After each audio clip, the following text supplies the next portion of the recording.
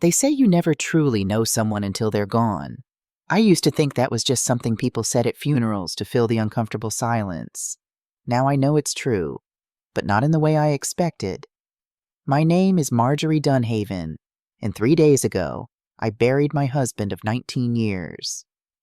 The Sacramento sun was merciless that afternoon, beating down on the mourners gathered at East Lawn Cemetery like it was mocking our grief.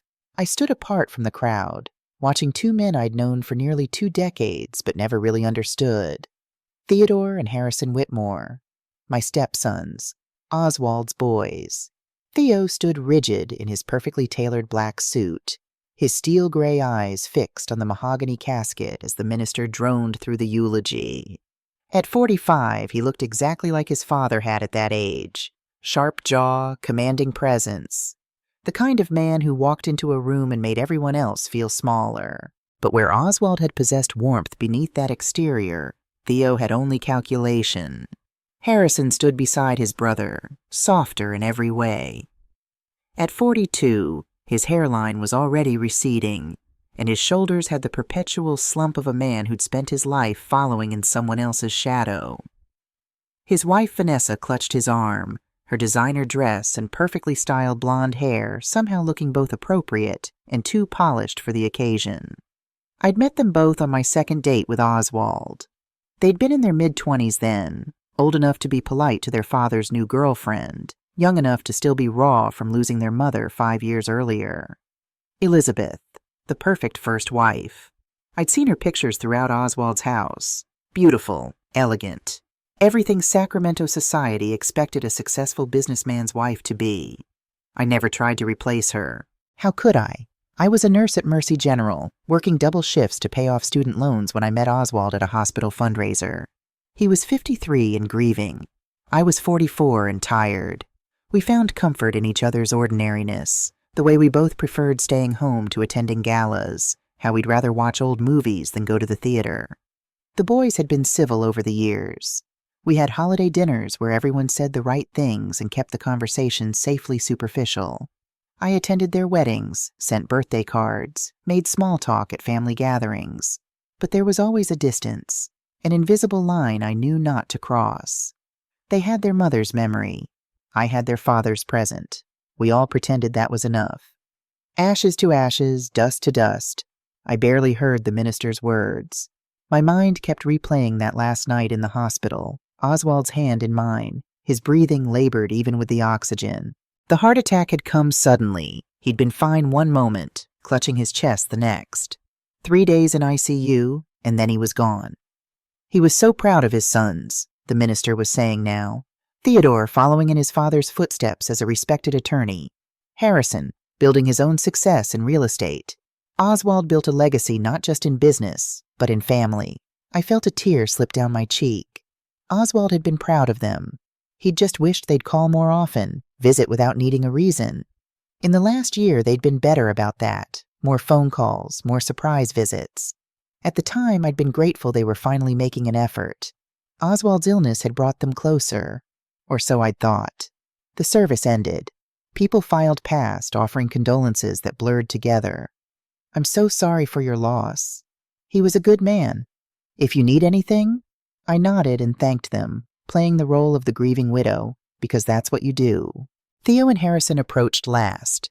Theo's hug was brief, formal. Thank you for taking care of him, Marjorie, he said, his voice carrying that professional tone he probably used with clients. Harrison's embrace lasted longer.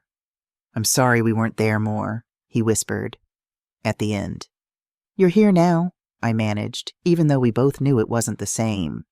Vanessa touched my arm, her eyes suspiciously dry behind designer sunglasses. We should talk soon, about practical matters, but not today. Today is for grieving. Something in the way she said practical matters made my stomach turn, but I pushed the feeling aside. I was exhausted, heartbroken, not thinking clearly. Of course there would be practical matters to discuss. That's what happens when someone dies. We'll give you a few days, Theo said, already pulling out his phone as he walked away. Then we should sit down together. I watched them leave. Theo striding purposefully toward his rental car, Harrison trailing behind, Vanessa's heels clicking on the pavement. Neither of them looked back. My sister Anna had flown in from Portland, and she drove me home in silence. She wanted to stay, but I sent her away.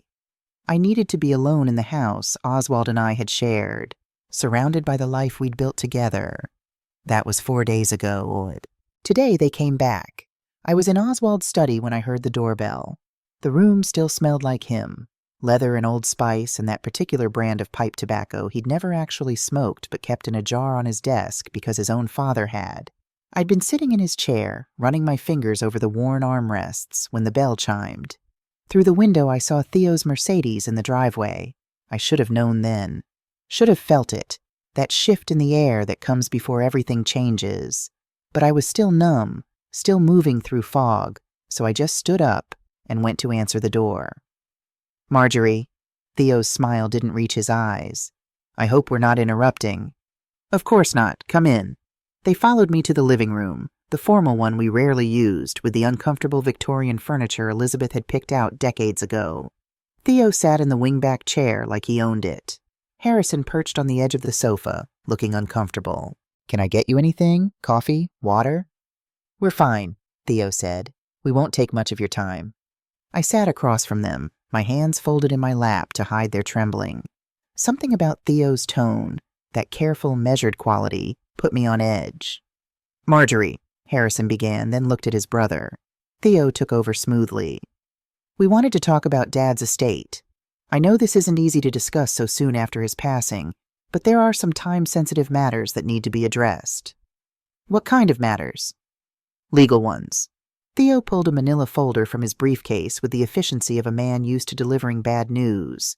Dad's will was very specific about how his assets should be distributed. My throat went dry. "Oswald and I discussed our plans. We had arrangements." "Of course you did." Theo's voice was sympathetic in that patronizing way that made my skin crawl. "But Dad also had obligations to his family, his blood family." The emphasis on blood hit like a slap. "The house," Theo continued, opening the folder, "is valued at approximately $950,000. Dad's will leaves it to Harrison and myself, jointly." The room tilted slightly. "What?" "The Lake Tahoe property, worth about $800,000, also goes to us, as do the business holdings and investment accounts, totaling roughly $600,000. I couldn't breathe. Numbers swirled in my head, too many to process. That was everything. That was our entire life. "There must be a mistake," I said, my voice barely above a whisper. "Oswald wouldn't. He promised I'd be taken care of." Harrison shifted uncomfortably.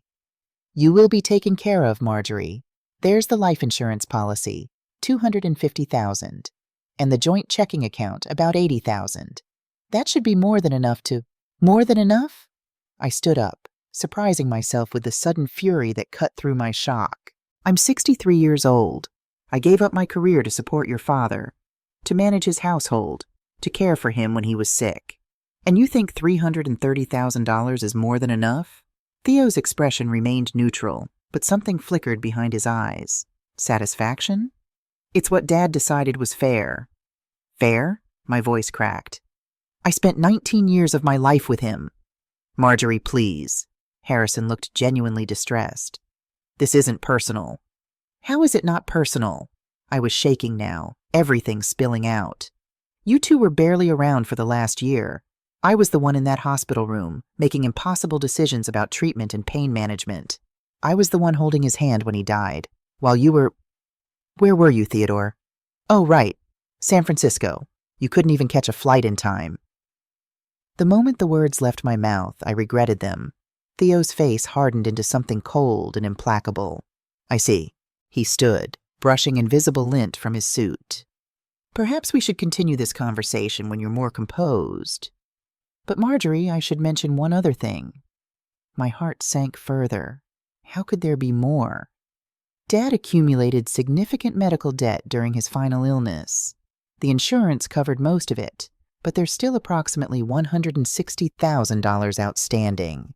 As his spouse and the person who authorized the treatment, that debt falls to you. The calculation was automatic, brutal. $330,000 minus $160,000 equals $170,000. $170,000 to rebuild my entire life at 63. We're not heartless, Harrison added quickly. You can stay in the house for 30 days while you make arrangements. We think that's fair. Fair. There was that word again. I sank back into my chair, all the fight draining out of me. I need to see the will. Oh, the actual document. Of course. Theo set a copy on the coffee table. Robert Sullivan at Morrison & Associates has the original. He's expecting your call. Robert Sullivan, Oswald's lawyer for 12 years. Our lawyer. How had I not known about this? One more thing. Theo paused at the door, and something in his tone made me look up. I understand you're upset. That's natural. But if you're thinking about contesting this, and I'm saying this as an attorney, Marjorie, you won't win. The will is airtight. Dad was of sound mind when he executed it. Fighting us will only drain your resources and delay the inevitable. He said it kindly, which somehow made it worse.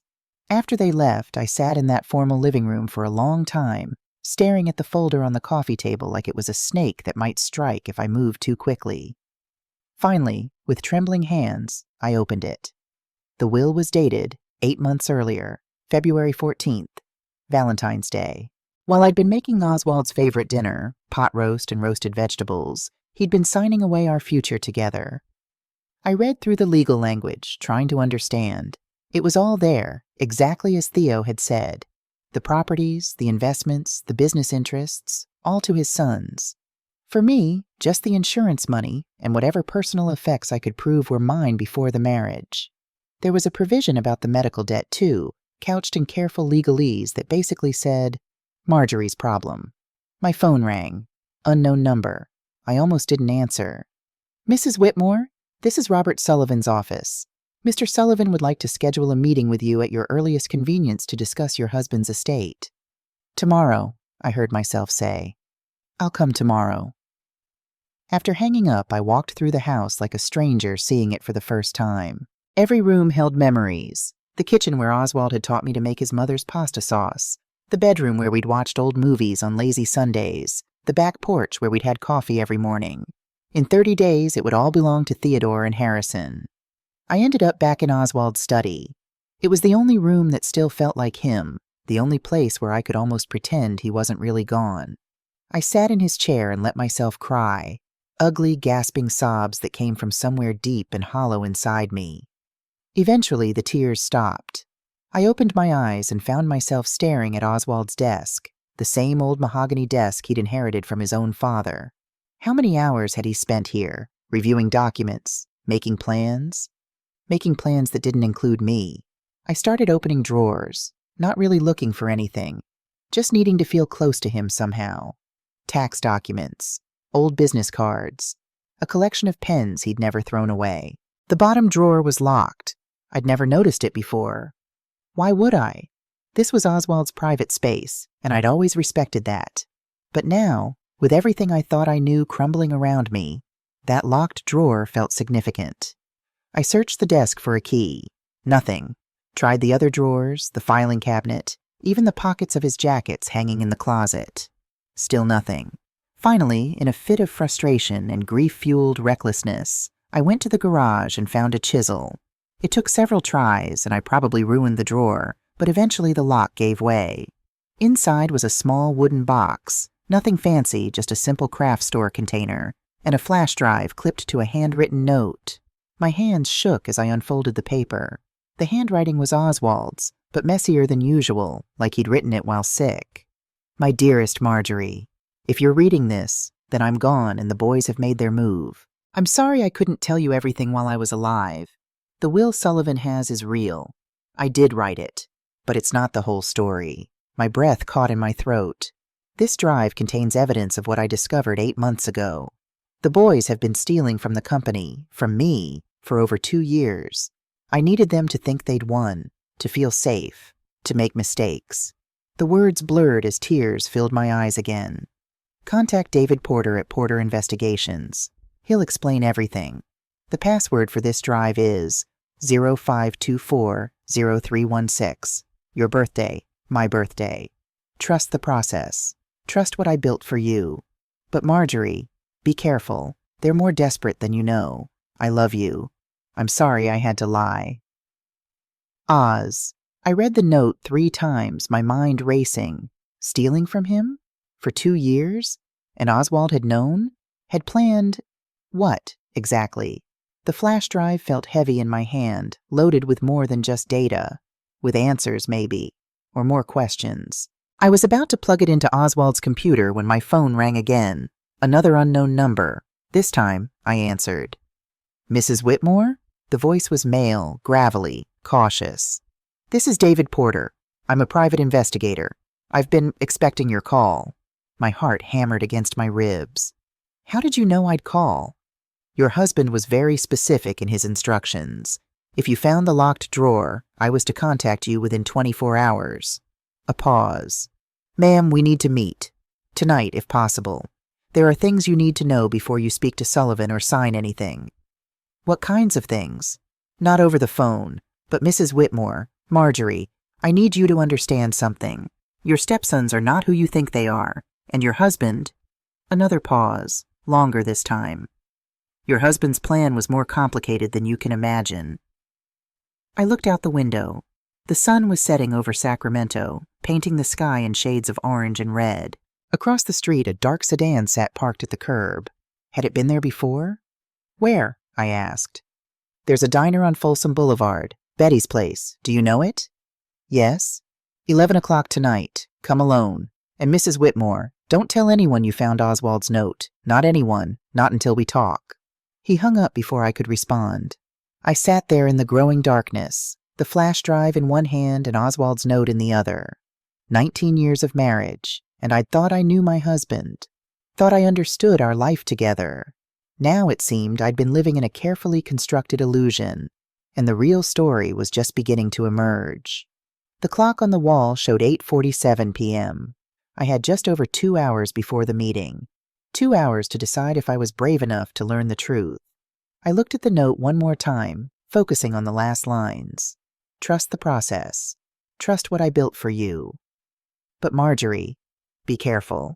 Outside, the sedan was still there. As I watched, someone in the driver's seat lit a cigarette, the brief flare of the lighter illuminating a face I didn't recognize.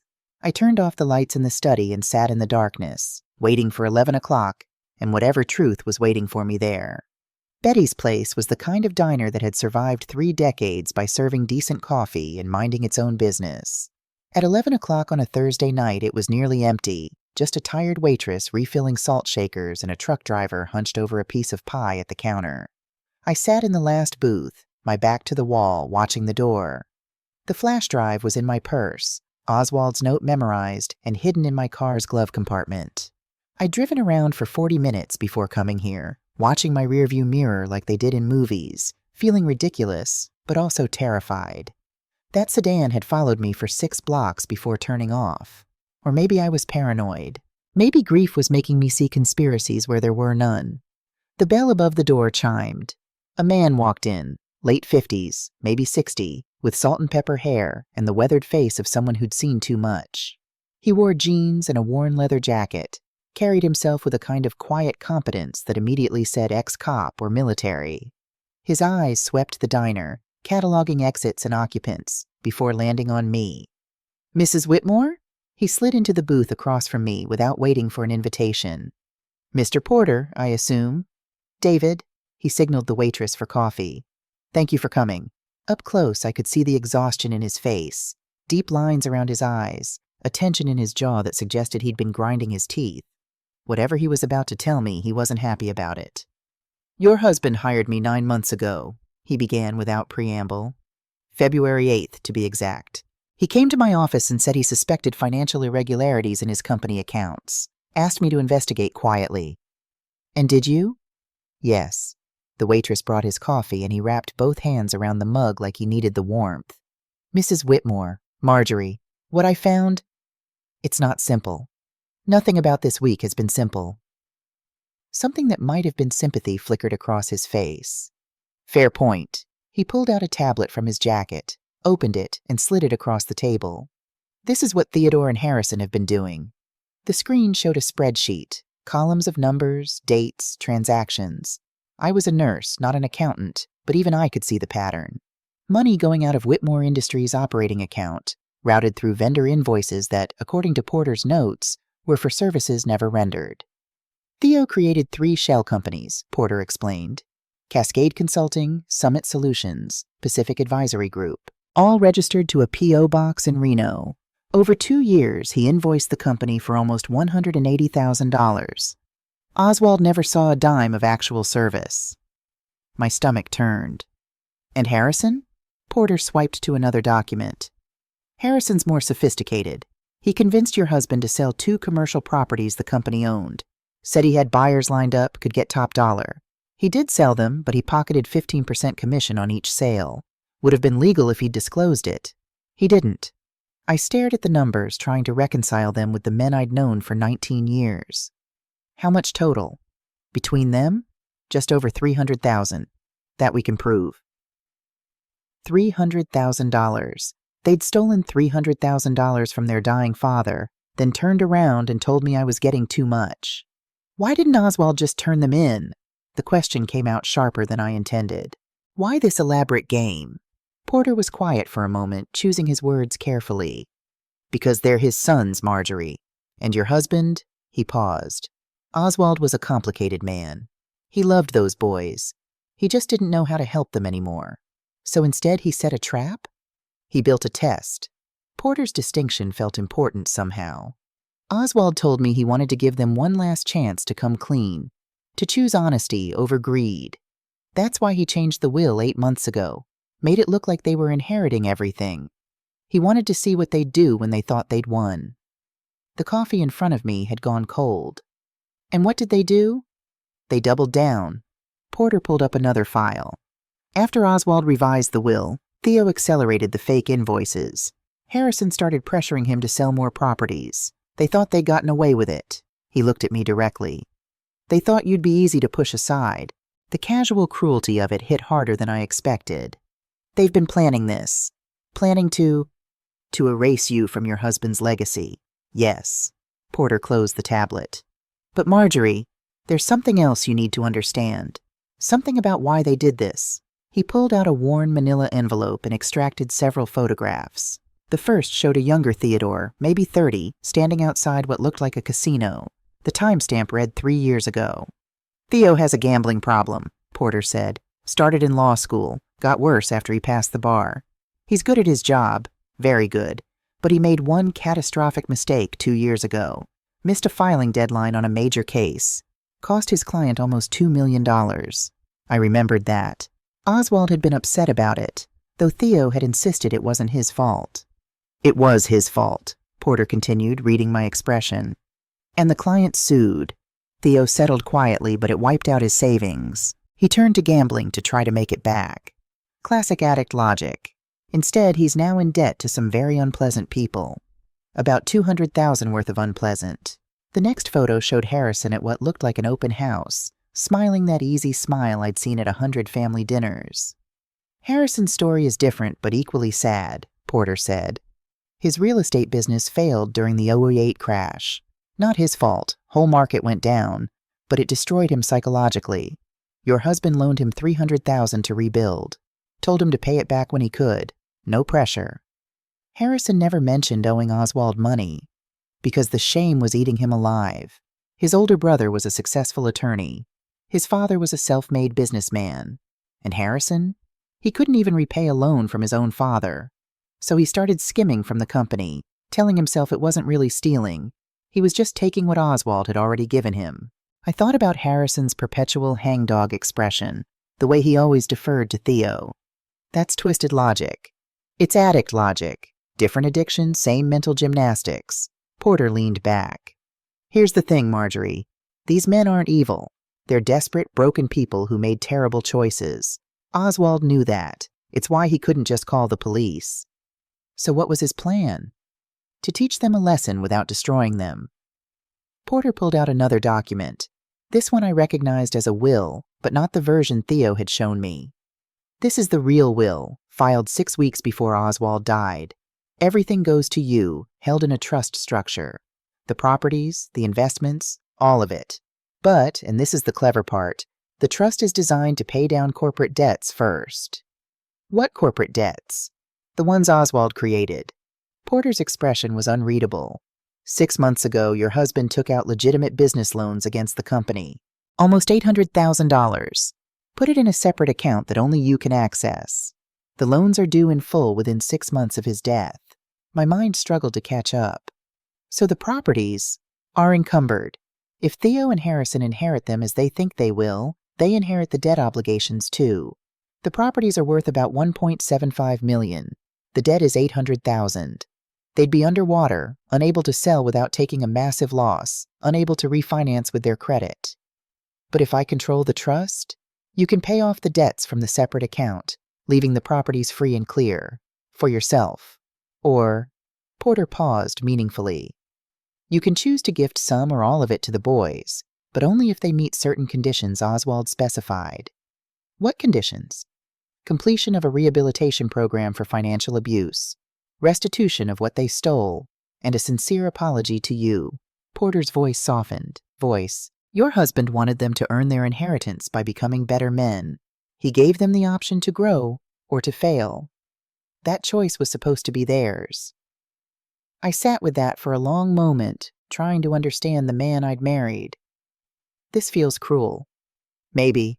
Or maybe it's the last act of a father who loved his sons but couldn't enable their destruction anymore. Porter signaled for more coffee. Oswald wanted you protected, but he also wanted to believe his boys could change. This plan, as convoluted as it is, gives everyone a chance at redemption. Except Oswald's not here to see if it works. No. Porter's expression darkened. And that's the part I need to tell you about. The part that's going to be hardest to hear. Something in his tone made my blood run cold. What do you mean? There's a video. On the flash drive Oswald left you. I helped him film it 3 weeks before he died. Porter wouldn't meet my eyes. Marjorie, your husband knew he was dying. The heart condition. He'd been diagnosed 18 months earlier. Mild symptoms at first, treatable with medication and lifestyle changes. I know. The doctors told us. They told you after the major attack. But Oswald knew before that. Much before. Porter finally looked at me, and I saw something like guilt in his face. He chose not to tell you, chose not to make the lifestyle changes, chose to work 70-hour weeks, skip his medications, ignore his cardiologist's warnings. The diner tilted sickeningly. What are you saying? I'm saying your husband accelerated his own death, Marjorie, deliberately, because a slow decline would have given the boys time to contest his mental capacity, to fight the will, to possibly discover what he'd set up. But a sudden heart attack from an undiagnosed condition? That kept everything clean. No. The word came out strangled. No, that's not. Oswald wouldn't. He traded 3, maybe 4 years with you for this plan. Porter's voice was gentle but relentless. He chose revenge over life, over growing old with you, and he documented it all on video because he knew you'd need to understand why. I couldn't breathe. The diner, Porter, everything blurred into white noise. Oswald had known, had chosen, had let himself die rather than confront his sons directly, rather than spend his remaining years with me. I need to see it, I heard myself say. The video. Are you sure? Once you watch it, you can't unknow it. I need to see it. Porter was quiet for a moment, then nodded. Go home. Watch it alone. Then call me. We need to decide what to do next, because there's a deadline on this, Marjorie. The corporate loans come due in 5 months. If they're not paid, the properties go into foreclosure, and everyone loses. You, the boys, everyone. What about the evidence of their theft? Can't we just... Criminal charges? Yes. Oswald documented everything meticulously. You could send both of them to prison for 3 to 5 years each. Porter leaned forward. But is that what you want? To be the stepmother who destroyed her husband's sons? To live with that for the rest of your life? I didn't have an answer. Porter slid a business card across the table. My number's on there. Watch the video. Take some time. But Marjorie, be careful. Theo and Harrison don't know about the real will yet, but they're getting nervous. That car following you tonight? I recognize the driver. He's a PI Theo uses for his law practice. They're watching you. Why? Because you're not acting like a defeated widow. You're asking questions, looking for answers. That makes them nervous. He stood up, dropped a 20 on the table for both our coffees. One more thing. Don't trust Robert Sullivan. He's not intentionally helping the boys, but he's weak. Theo's been leaning on him, and Sullivan's the type who'll choose the path of least resistance. After Porter left, I sat alone in that booth for another hour, staring at my untouched coffee. The flash drive in my purse felt like it weighed 1,000 pounds. Finally, around 1 in the morning, I drove home. The sedan was gone, but that didn't make me feel safer. I checked all the locks twice, drew the curtains, and sat down at Oswald's computer. The flash drive had a single folder, for Marjorie.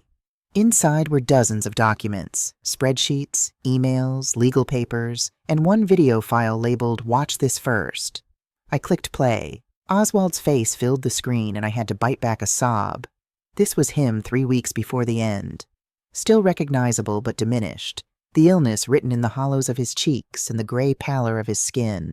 He was sitting in this very chair, in this very room, and I'd been downstairs making dinner while he recorded this. "Marjorie, my love." His voice was weak but clear. "If you're watching this, you found the evidence, and you're probably angry at me right now. You should be." He paused, took a labored breath. "Because I need to tell you the truth. The heart condition that killed me, I had symptoms 18 months ago. Mild at first, manageable. I saw a specialist in San Francisco, Dr. Patricia Chen, without you. She said lifestyle changes, medication, probably 5 to 7 more years. My hand covered my mouth, but I couldn't stop the video. But I didn't make the changes. Instead, He looked away from the camera, and when he looked back, his eyes were wet. "I found out about the boys' theft, and instead of confronting them, I saw an opportunity, a final lesson, a way to protect you." "No," I whispered to the screen. "No, Oz, you didn't." So I kept the stress high, kept working 70-hour weeks, kept eating badly, skipped medications when you weren't looking. I knew it would kill me faster. I chose that. Tears were streaming down my face now, hot and angry, because a quick death from sudden heart failure wouldn't raise questions, wouldn't trigger estate investigations that might expose the boys before everything was in place. I needed them to feel safe, to think they'd inherited fairly, to make their true nature clear for the evidence Porter was gathering. He coughed, composing himself. "Marjorie, I'm so sorry. I traded 3, maybe 4 years with you for this plan. I chose punishing my sons over growing old with you, over traveling like we planned, over quiet mornings on the porch, over everything we were supposed to have." His voice broke. "And now you have to live with my choice. You have all the power now. The evidence, the money, the real will. You can destroy the boys or save them or something in between. The choice is yours. I'm giving you what I couldn't give myself, freedom from the burden of being their father." He leaned closer to the camera. "Use the evidence however you see fit, or don't use it at all. Forgive them or don't. But please, please forgive me someday. I love you. I failed you. I'm so damn sorry." The video ended. I sat in the darkness, shaking with a rage I'd never felt before. Not at the boys, at Oswald, at the man I'd loved, who'd chosen this elaborate revenge over life with me, who'd spent his final weeks building a trap instead of making memories. "You bastard," I said to the empty room. "You selfish, manipulative bastard." I wanted to scream, to throw things, to call Porter and tell him to release all the evidence to the police and let Theo and Harrison rot in prison for what they'd driven their father to do. But instead I just cried, ugly, gasping sobs that came from somewhere so deep and hollow I didn't know I had that kind of pain in me. The boys had stolen money. Oswald had stolen time. Our time. And he'd done it deliberately, methodically, with full knowledge of what he was taking from us. What was worse? What was unforgivable? I didn't know. I didn't know anything anymore. The next 2 weeks passed in a blur of documentation and discovery. Porter walked me through everything. The shell companies, the forged signatures, the skimmed commissions. We cataloged it all with the dispassionate efficiency of prosecutors building a case. But the more I learned, the more complicated the picture became. I found Harrison's journal in a box of his old college things that had been stored in our attic. Oswald must have kept it. The entries from 2 years ago, right before he started stealing. Dad offered me the money like it was nothing. like 300,000 was pocket change. But it's not nothing to me. It's proof that I'll never be successful like him. Never be worthy. Vanessa doesn't know how bad things are, how close we are to losing everything. I can't tell her, can't tell anyone. If I take his money, I'm admitting defeat. If I don't take it, we lose the house. I took it. God help me, I took it. And now I owe him everything. Again. Still. Always. In Theo's financial records, I found therapy bills. He'd been seeing a counselor for gambling addiction, trying to quit. There were texts to a sponsor, desperate 3 a.m. messages about wanting to stop but not knowing how. These weren't monsters. They were broken men who'd made terrible choices under crushing pressure. Men who'd been trying to fulfill a promise to a dying mother, to take care of Dad, and had twisted that promise into something poisonous. "Does it change anything?" Porter asked one afternoon in his office. "Knowing they were in pain?" "I don't know. Should it?" "That's not for me to answer." I found letters, too, buried in another box. Letters from young Theo and Harrison to their mother in the hospital, written in careful child's handwriting. "Dear Mom, Dad is sad, but we're taking care of him. Don't worry, we'll keep everything good. Love, Theo. Mom, I'm being very good. I help Dad every day. We'll be okay. I promise." Harrison, they'd been 11 and 8. Just children, promising to care for a grieving father. And somewhere along the way, that promise had metastasized into this: theft, manipulation, the destruction of the family they'd been trying to protect. Oswald knew all this, I said to Porter, about their pain, their desperation, and he still set this trap. He thought he was teaching them, or maybe he was punishing them for not being the sons he wanted. I looked at Porter. How is his plan any better than what they did?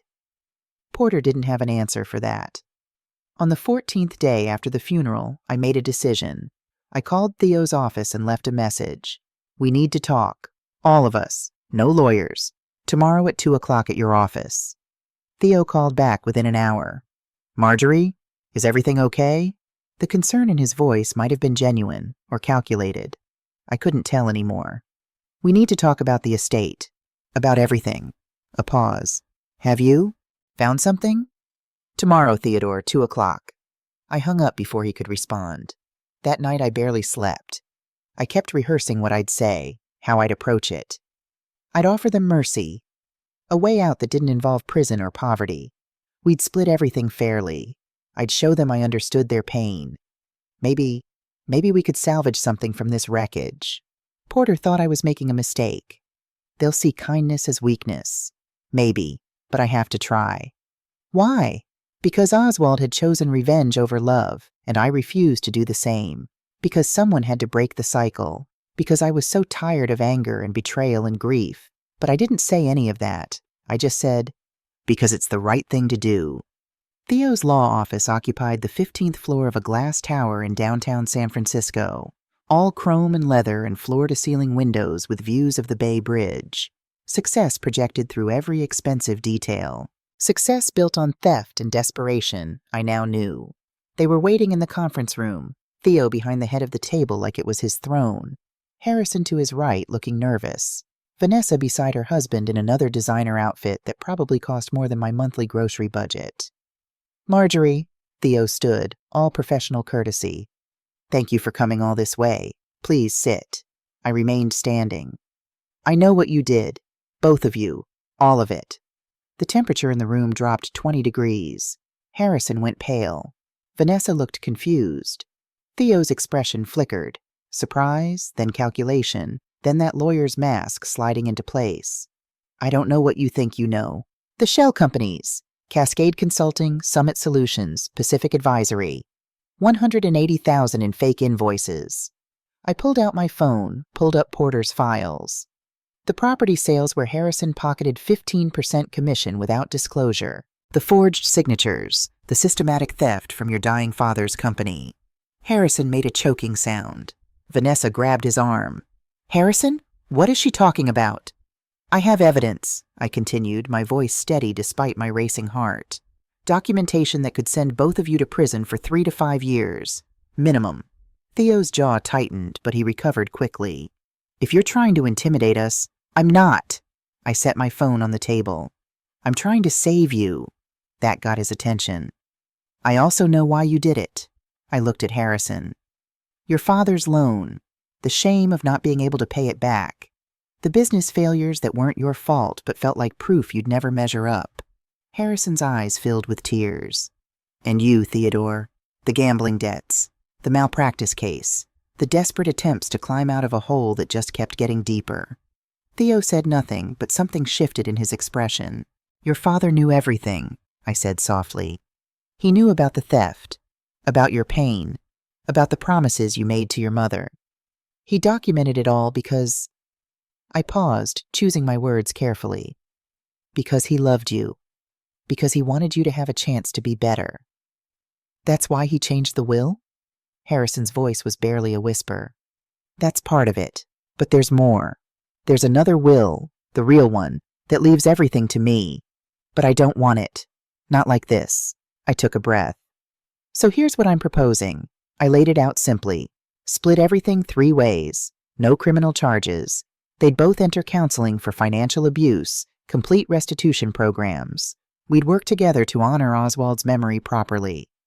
We can choose to be a family, I finished. A broken, complicated family, but still a family. Or we can destroy each other. The choice is yours. The room was silent for a long moment. Harrison looked at his brother, something like hope in his eyes. Theo, maybe we should... This is a trick. Theo's voice was hard, cutting. Can't you see? She's trying to manipulate us. I'm offering you mercy. You're trying to make us feel guilty. Make us confess so you have more ammunition. He stood up, leaning on the table. You think I don't know how this works? You think because you've got some evidence, which may or may not be admissible by the way, that we'll just roll over? Theo, Harrison tried. She's been planning this. Theo's control was cracking now. Playing the victim while gathering evidence. How long have you been working with whoever's feeding you this information? How much are you paying them? I'm trying to help you. By blackmailing us? By threatening prison? He laughed bitterly. Here's what's actually going to happen, Marjorie. You're going to sign those estate transfer papers Sullivan has ready. This week. Or what? Or we file elder abuse charges against you. Theo's eyes were cold now, all pretense of civility gone. We'll testify that you isolated Dad in his final months, prevented him from seeing his sons, manipulated him into changing his will. We have witnesses. My stomach dropped. What witnesses? Grace Miller, Dad's secretary. She'll testify she saw you intercepting our calls, scheduling Dad's meetings to exclude us, making sure we couldn't talk to him alone. He leaned in. And that recording you made of our conversation after the funeral? Without our consent? That's illegal wiretapping in California. We can have it suppressed and use it as evidence of your bad faith. I hadn't recorded anything, but I realized my mistake. I'd gotten angry, said things that could be taken out of context, and they'd been recording me. You have 24 hours to sign, Theo continued, or we go to the police with our version of events. We're his blood sons. You're the nurse who married our rich father. Who do you think they'll believe?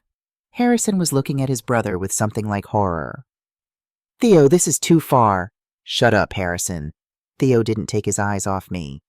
We're done being nice. We're done letting people take advantage of our family.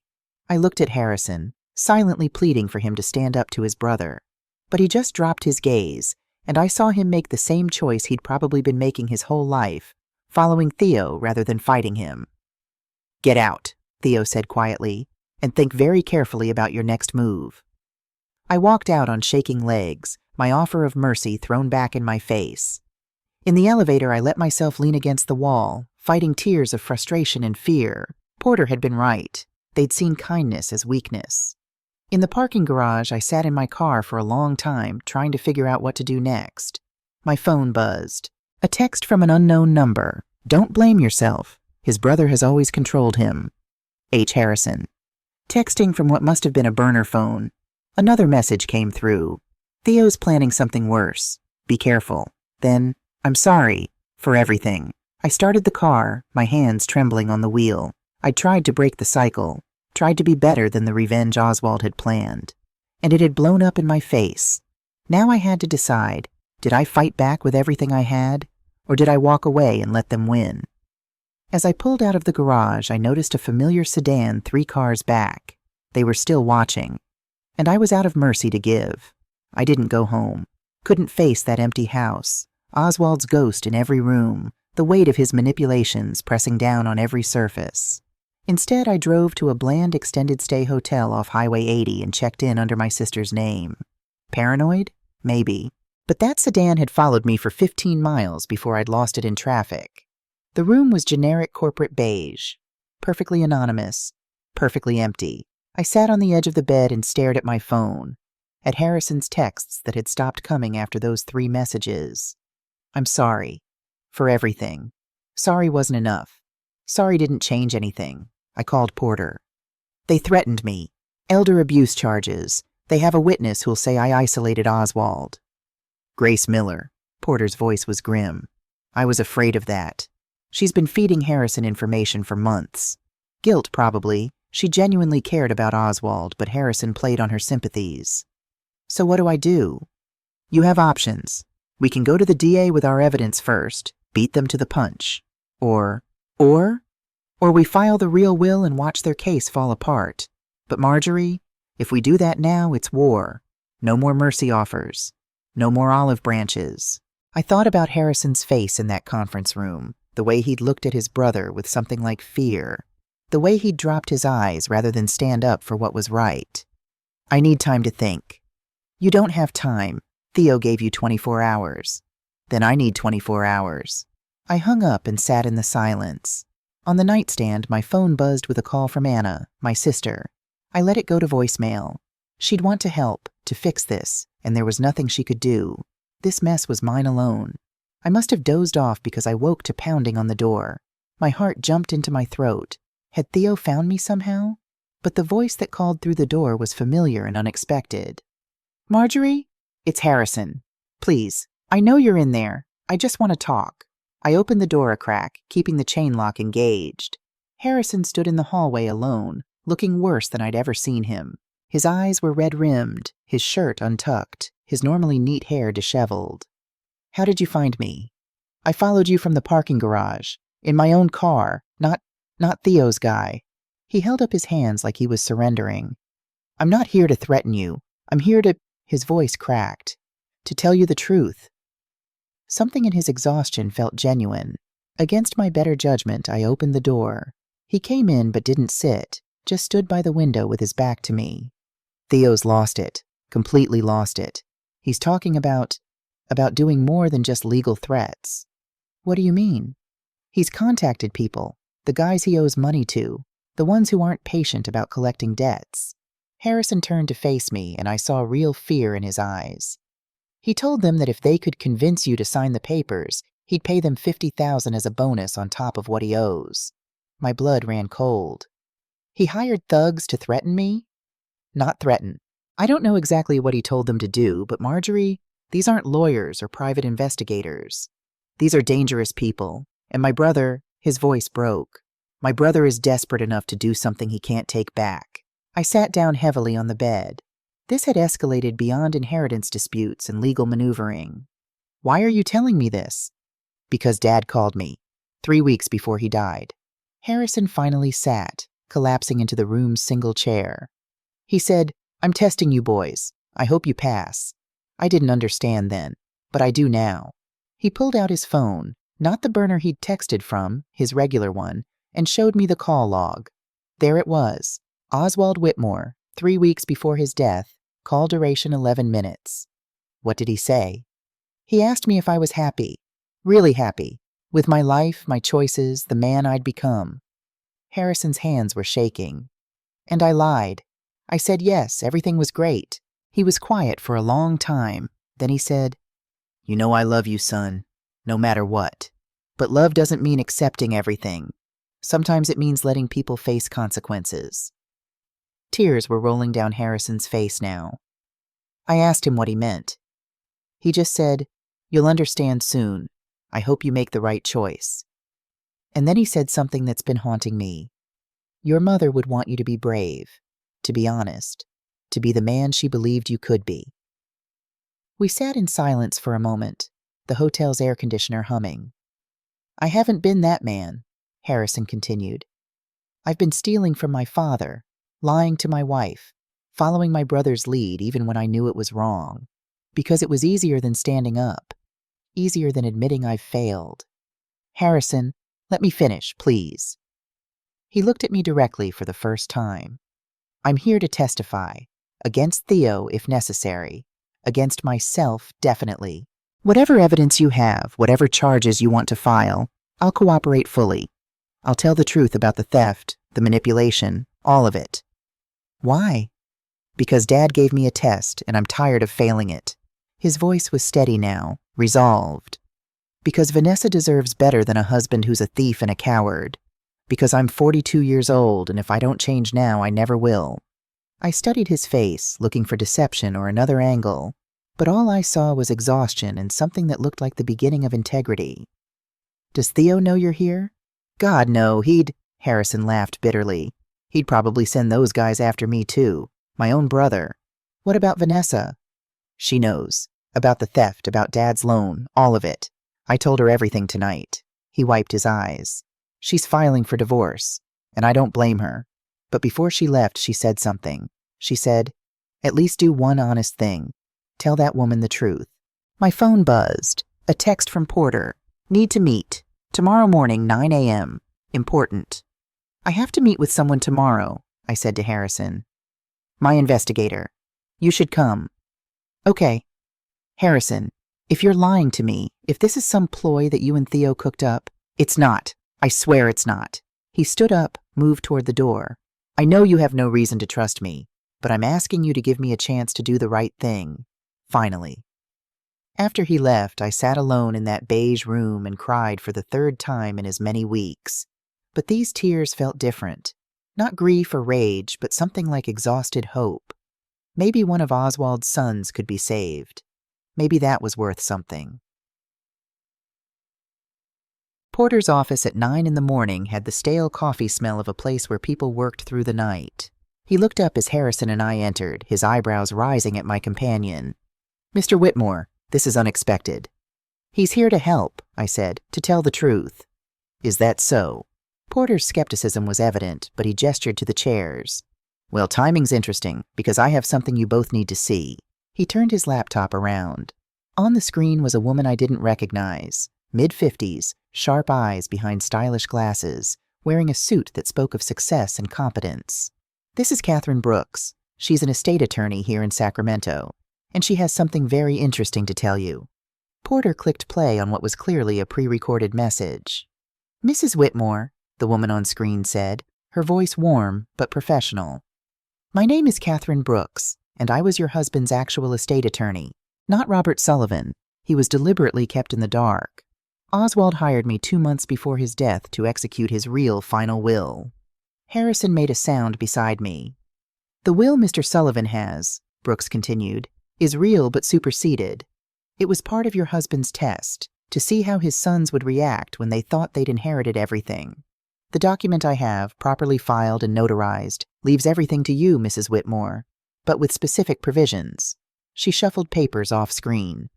Your husband instructed that you should have complete control. You may keep everything, gift some to his sons, or create any arrangement you see fit, but he left detailed suggestions.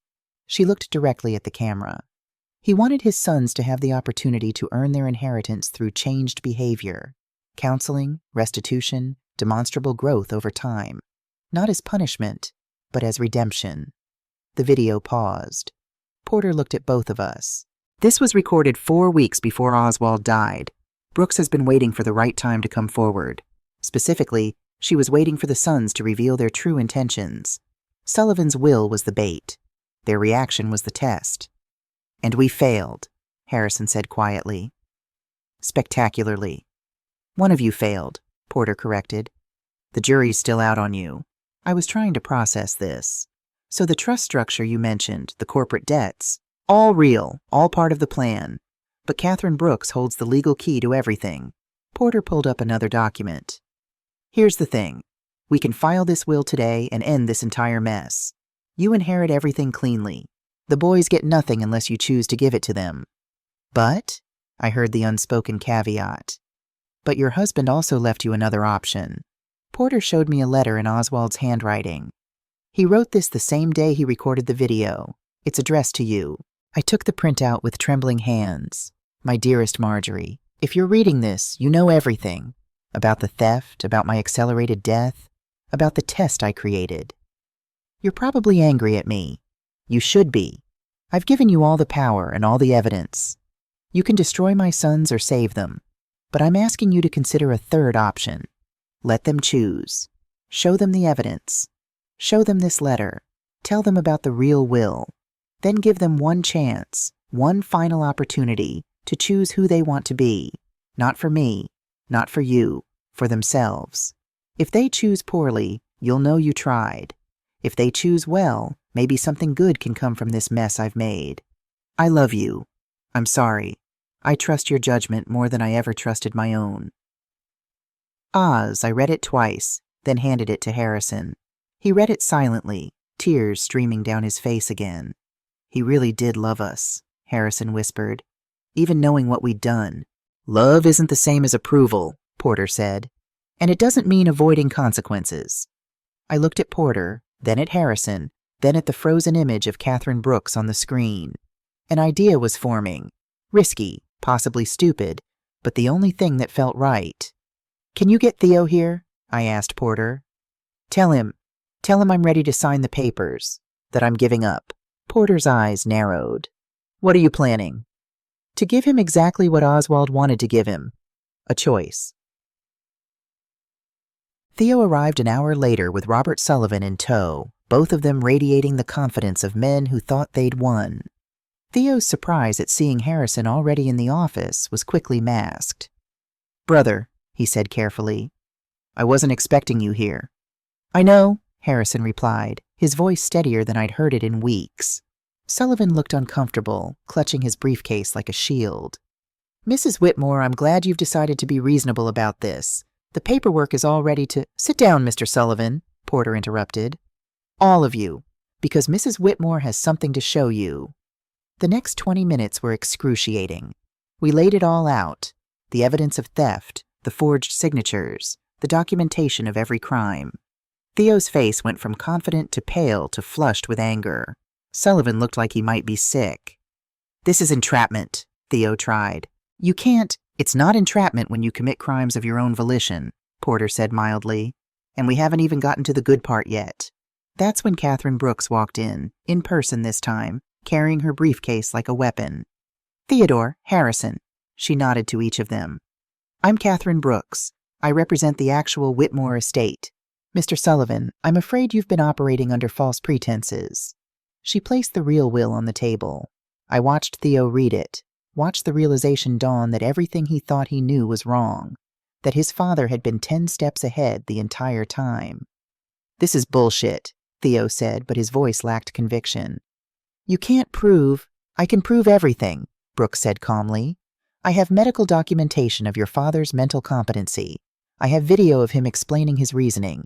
I have witness statements, notarizations, and a paper trail that would take your law firm 6 months to untangle. And by the way, Mr. Sullivan, you're named in the complaint for breaching client confidentiality. Oswald documented every time you leaked information to Theodore. Sullivan made a choking sound. So here's where we are, Brooks continued, looking at each of the brothers. Mrs. Whitmore has complete control of the estate. She also has enough evidence to send both of you to prison. She could destroy you utterly and legally. The question is, what will she choose to do? All eyes turned to me. This was it, the moment where I either continued Oswald's cycle of manipulation and revenge, or broke it entirely. I'm going to give you a choice, I said, my voice surprisingly steady. The same choice your father wished he could have given you. I laid out 3 options, exactly as I'd planned in that hotel room. Option 1, I execute the will as written. You get nothing. I also release all evidence to the district attorney. You both face prosecution for elder abuse, fraud, and theft. You'll likely serve 3 to 5 years each. Theo's jaw clenched. Harrison looked at the floor. Option 2, I split the estate 3 ways, fair and equal. You both enter a court-monitored counseling program for family financial abuse. You complete restitution for what you stole. The criminal evidence stays sealed unless you violate the terms. And option 3? Theo asked tightly. You walk away now. Take nothing. But I don't file charges. Clean break. We never see each other again. You're free to live your lives, and I'm free to live mine. The room was silent except for the hum of Porter's ancient air conditioning unit. You have 60 seconds to decide, I said, CAC said. Starting now. Harrison looked at his brother, then at me. I choose option 2, if you'll have me. Vanessa, who'd been sitting quietly in the corner, spoke up for the first time. I'll make sure he follows through. I turned to Theo. Theodore, 30 seconds. His face was a mask of conflicting emotions, rage, humiliation, calculation. I could see him running scenarios, looking for angles, trying to find a way to win. 15 seconds. This is blackmail, he said finally. Coercion. It's mercy, I replied. More than you showed me. More than you showed your father. 10 seconds. Theo stood up abruptly. Go to hell, all of you. He headed for the door, and for a moment I thought that was it. He'd chosen pride over everything else, just like Oswald had known he would. But Porter was blocking the exit. Mr. Whitmore, I should mention something. Those men you contacted, the ones you offered $50,000 to convince Mrs. Whitmore, one of them called me last night. Turns out they don't like being hired to threaten elderly women. They're willing to testify about that conversation. That's conspiracy to commit assault. That's a felony that even your law license won't survive. Theo froze. So you can walk out that door, Porter continued conversationally, and I make a phone call to Sacramento PD. Or you can sit back down and actually listen to what Mrs. Whitmore is offering. The silence stretched. Then slowly Theo returned to his chair, but the look in his eyes was pure venom. I want it in writing, he said. Every detail, every guarantee, and I want immunity from prosecution spelled out explicitly. Done, Brooks said. I'll have the papers ready by tomorrow. And when I complete your little counseling program, if I complete it, I want my full third. No probation, no oversight, no strings. Agreed, I said, though my heart was sinking. He was only agreeing to save himself, not because he wanted to change. But maybe that was enough. Maybe the first step toward redemption didn't have to come from pure motives. Harrison caught my eye and mouthed, "Thank you." I nodded, feeling exhausted and emptied out. This wasn't the triumphant moment I'd imagined. There were no clear victories here, no satisfying conclusions, just complicated people making complicated choices. There's one more thing, I said as they were gathering their things. Your father recorded a video, his last message to you. I think you should watch it. I handed Harrison the flash drive. Together, both of you. He wanted you to understand why he did all this. Theo took it reluctantly. And what? We're supposed to feel grateful? Forgive him for this elaborate mindfuck? No, I said quietly. You're supposed to understand that he loved you enough to let you fail, and loved you enough to give you a chance to be better. What you do with that is up to you. They left separately, Harrison with Vanessa, heading toward whatever future they could salvage together. Theo alone, still radiating anger and resentment. I watched them go and felt only tired.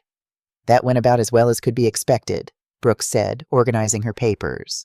Though I'll be honest, Mrs. Whitmore, I'm not sure Theodore will complete the program. Neither am I admitted. But I had to give him the chance. Why?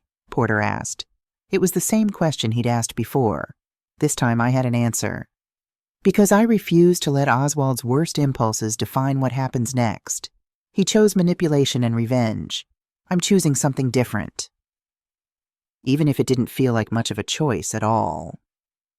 18 months later, the counseling center in Midtown Sacramento was housed in a converted Victorian, painted cheerful yellow with blue trim. I'd been here a dozen times over the past year and a half, enough that the receptionist knew my name. Mrs. Whitmore, they're waiting for you in the usual room. Harrison and Vanessa were sitting close together on the worn couch, their hands intertwined.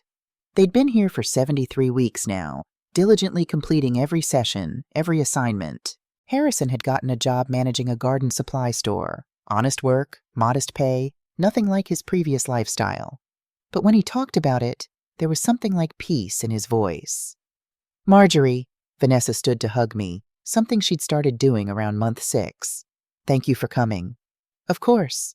The counselor, a kind woman named Sarah Reeves, gestured to the chairs. We're almost at completion of the program. I wanted us all to meet together, to reflect on the journey. Journey, that's what they called it. This long, painful process of Harrison learning to be honest, to manage money without shame, to build a relationship with Vanessa based on truth rather than secrets.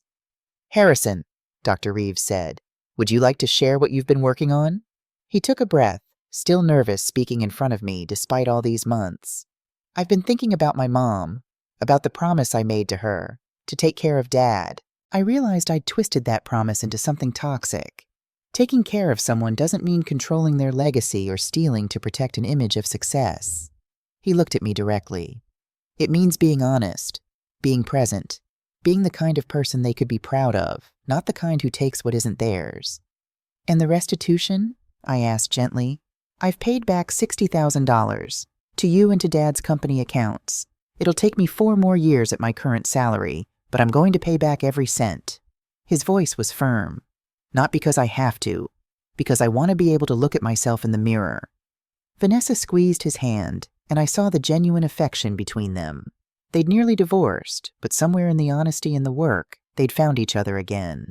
What about Theodore? Dr. Reeves asked me. I shook my head. He completed 3 sessions, then disappeared. Last I heard, he moved to Portland. Hasn't contacted Harrison or me since. It was the one failure in all of this. Theo had chosen differently, chosen pride and anger over growth. Maybe someday he'd change. Maybe not. I'd made peace with not being able to save everyone. You gave him the option, Harrison said. That's more than most people would have done. After the session, Harrison walked me to my car. The Sacramento afternoon was warm, the sky that particular shade of blue that reminded me of better days. I saw Theo last month, Harrison said suddenly. He doesn't know I know, but I was visiting a friend in Portland and I saw him. He was having coffee with a younger guy, looked like he was mentoring him. Really? Yeah, and he was smiling, actually smiling. Not his lawyer smile, but a real one. Harrison looked at me. I don't know if he's better, but maybe he's trying, in his own way. I chose to take that as a small victory. The Lake Tahoe house had become my sanctuary. I'd sold the Sacramento property, too many memories, too much Oswald in every corner, and used the money to renovate the villa. Now it was filled with light and plants and the occasional visit from Anna, who'd taken to coming out twice a month. I'd joined a book club, started volunteering at a hospice, using my nursing skills to help other families through what I'd been through with Oswald. It felt right, purposeful in a way my marriage sometimes hadn't. The settlement money that remained after everything was divided, I'd put into a foundation, the Oswald Whitmore Fund for Second Chances. It provided legal aid and financial counseling for families torn apart by inheritance disputes.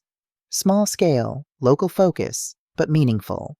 And I'd set aside $250,000 in a trust for Theo, available if he ever completed 2 years of documented sobriety and counseling. He didn't know about it yet. Maybe he never would. But it was there if he chose to claim it. On my 65th birthday, I sat on the deck overlooking the lake and wrote a letter. Not to mail, just to write. To say the things I needed to say. Dear Oz, it's been almost 2 years. I can finally think about you without that sharp edge of anger. You were wrong about so many things. Wrong to sacrifice our time together. Wrong to think punishment was the same as teaching. Wrong to play God with your sons' lives. But you were right about one thing. They needed to choose for themselves who they wanted to be. Harrison chose growth. Theo chose escape. Both choices were theirs to make. I've forgiven you for leaving too soon. For the manipulation, the secrets, the way you used your own death as a weapon. I don't understand it, and I never will. But I forgive it. I hope wherever you are, you've found peace. I hope you know that one of your sons is finding his way to being the man you wanted him to be. Maybe both of them are, in ways we can't see yet. The house is quiet now, but it's mine, truly mine, in a way nothing was when you were alive. And that's enough. That's more than enough. Love always, M. I read it once, then walked down to the water's edge and burned it, watching the ashes scatter across the lake. The past released. The future uncertain, but my own. My phone buzzed. A text from Harrison. Sunday dinner at our place? Nothing fancy, just family. Family. The word still felt strange, but less wrong than it used to. I'd love to, I typed back. As the sun set over Lake Tahoe, painting the water in shades of gold and amber, I thought about Oswald's test. He'd wanted to see if his sons could choose growth over greed, honesty over theft, redemption over destruction. But maybe the real test had been for me all along. Could I choose forgiveness over revenge? Mercy over justice? Hope over bitterness? I'd like to think I passed. Not perfectly. There were still nights I woke up angry at Oswald. Still moments when I wondered if I'd been too soft on the boys or too harsh. Still questions that would never have clean answers. But I was here, alive, moving forward, building something new from the ruins of what came before. And maybe that was the only inheritance that really mattered. 3 months later, I was at the grocery store when I saw him.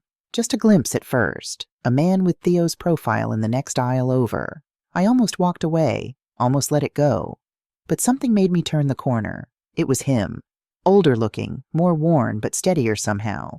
He was reading the label on a jar of pasta sauce with the intense concentration of someone who'd learned to care about small choices. Theodore. He looked up, and for a moment I saw fear flash across his face. Then resignation. Then something I couldn't quite read. Marjorie. He set the jar back on the shelf. I didn't know you were in Portland. I'm not. I'm in Tahoe. Just here visiting Anna for the week. I studied him. He looked sober at least. Tired, but not destroyed. How are you? He seemed to genuinely consider the question. I'm managing. One day at a time, as they say. Harrison mentioned he saw you. With a mentee? Yeah, kid from the public defender's office. Brilliant but screwing up his life. He laughed bitterly. Trying to save him from becoming me, I guess. We stood in awkward silence, two people who'd tried to destroy each other now just feeling exhausted. I'm sorry, he said finally, for what I did, what I tried to do, the things I said. I know. Do you? He looked at me directly for the first time. Because I've spent 18 months learning to actually understand what sorry means. It's not just words. It's recognizing the harm you caused and trying to be different. Are you? Different? I don't know yet. Ask me in another year. He picked up the pasta sauce again. But I'm trying. Finally trying. I wanted to tell him about the trust fund, about the $250,000 waiting for him if he just kept trying, kept choosing better. But something stopped me. He needed to do this for himself, not for money, not for anyone else's approval.